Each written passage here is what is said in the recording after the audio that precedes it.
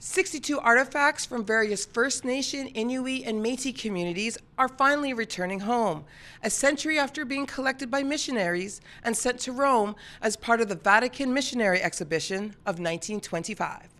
These items, they're not items, they're our grandmothers and our grandfathers. These are objects that we've used in ceremony that were cared for by our elders and our ancestors for so long.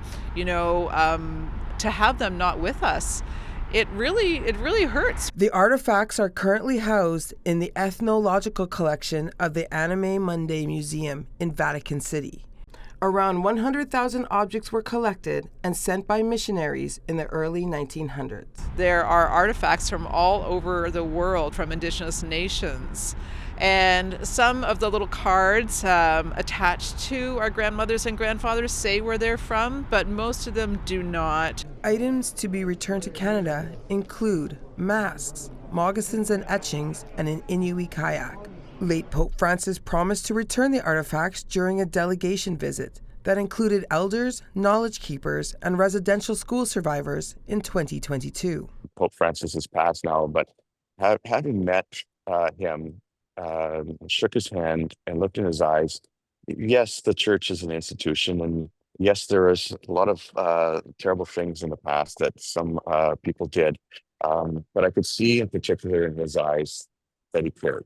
Pope Leo XIV is now fulfilling that promise, gifting the items to the Canadian Conference of Catholic Bishops, who will work to transfer the artifacts to national Indigenous organizations and ensure they are returned to their nation of origin. I think is also important to remember is that when the caretakers receive these artifacts, is that they talk to the nations that are appropriate. The CCCB says it's committed to ensuring that the return of the items align with an Indigenous-led process. Things were destroyed, things were taken away from us, and the fact that the Vatican has this treasure trove, it's only right that it comes back home. The artifacts are set to arrive in Canada in early December and will be housed at the Canadian Museum of History in Gatineau until they can be transferred to their nations of origin. In Toronto, Beverly Andrews, City News.